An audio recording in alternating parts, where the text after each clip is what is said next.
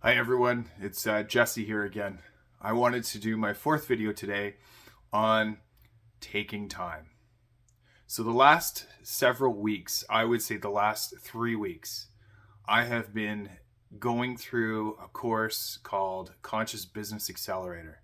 And it is an awesome course. It's the content, the coaching has been amazing. And the time, the effort that the coaches have put into it, um, as far as I'm concerned, outweigh many of the other courses that are out there and some of the ones that I've taken previously. But so with all of that and the excitement that I have towards it, and yesterday I did a video on hurry up and wait and what that looks like and what that feels like. So today is the day that I get to look after my girls. Today is the day that I get to take all those tools that I've learned and put them to good use and see what patience looks like. So everything that I've learned and I've been gushing about, now I get to put it all into action and try it for myself. And I'm telling you, for what it's worth and what it's been doing, it's been great. So again, starting my perfect day, my routine this morning, I'm into it full swing. Then I'm looking after the kids today. The kids were both home from school. That's okay. They're doing well. We have a thing. My wife and I have something a mantra that we both embody, but we also instilling in our kids, and that is, you're not sick. Your body is healing. Your body is healing, and it's changing the words in that. It's changing the words so that we do a few things. We remove the old stigma that's attached to that and any sort of negative energy and connotation that keeps your body in that state. And we also do something that it empowers you. Health is empowerment, right? So we want to do that with our kids too. So they stayed behind today, and I've been looking after them. I've been doting on them. I've been doing the dad stuff, and I love that. I love doing the dad stuff. And I include them in the things that I do, and the every little thing. And it hasn't been without its little idiosyncrasies. And what do I mean by that? Well, the little moments where I would have gone, well, let's just say I would have gotten a little bit irritated, and I would have said something to one of my two daughters or both of them at the same time. I find myself in the moment going, there's a little shift in that. And I feel it. Like I feel it. I genuinely feel like the growth is there. And it's little things like the things they say, the things they ask for, and what that means to me, and going, okay, well, how do I feel about that? Well, I feel great about that. Well, I don't feel anything else that I used to feel about that. I feel like I have healed that. So then when they ask for something, I get it. So it looks like, Daddy, can I have a tea? Yes, you can. Whereas before, I would feel a little bit irritated by it. Like, you don't drink your tea. You don't do enough to drink your tea. And it's all those little stories that I farmed in my head about that. In reality, it shouldn't matter. Like, the little girls want tea. So what? Big deal.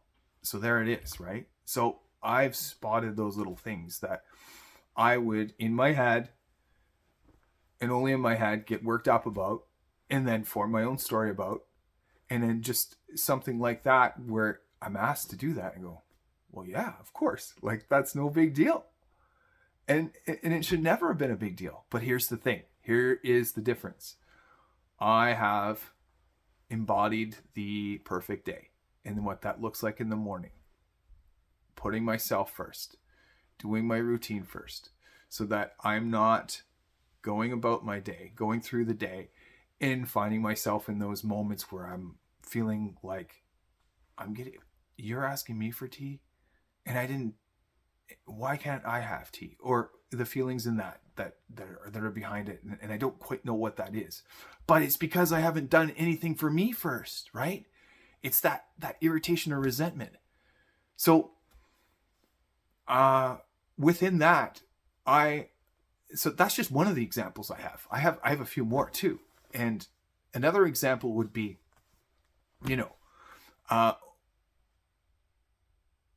what do I do when I need to do some work?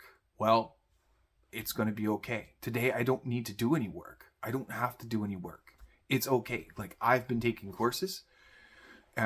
Today is going to be a little bit of a relaxed day. My girls deserve my attention. So that's what I'm doing.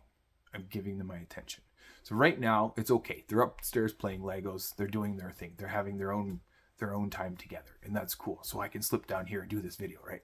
Right. So anyway, what I want to say is another example, which is work. I don't have to feel bad about it because I'm doing a lot right now. I'm doing a lot right now for myself, my family, my wife.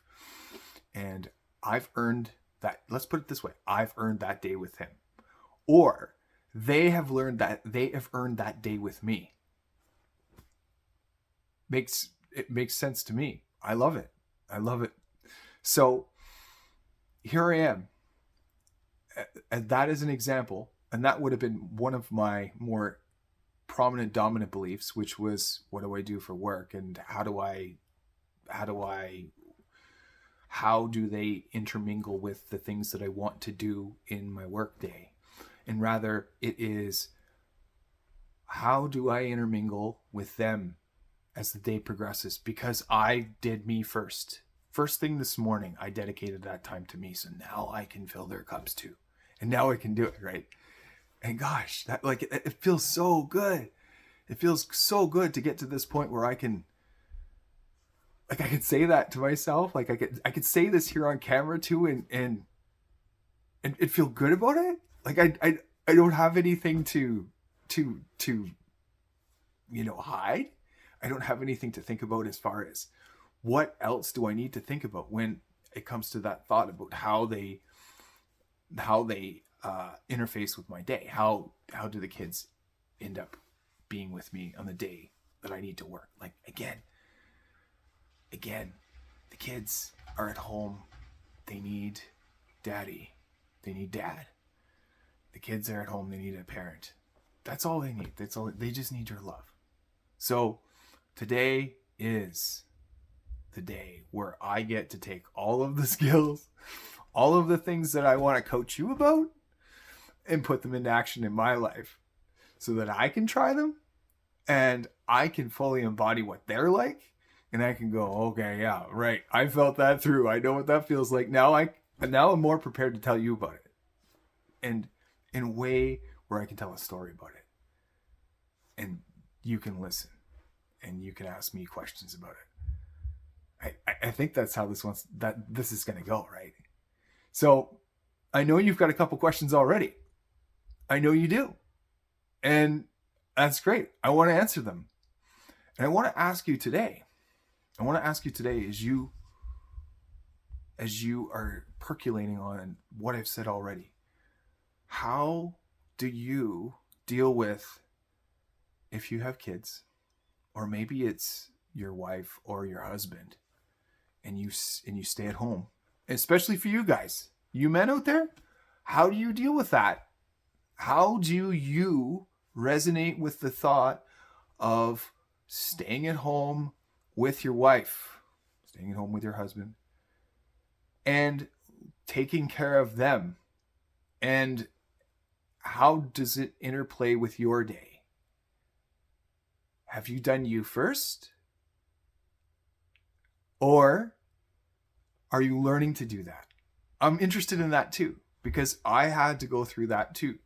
I had to go through that step.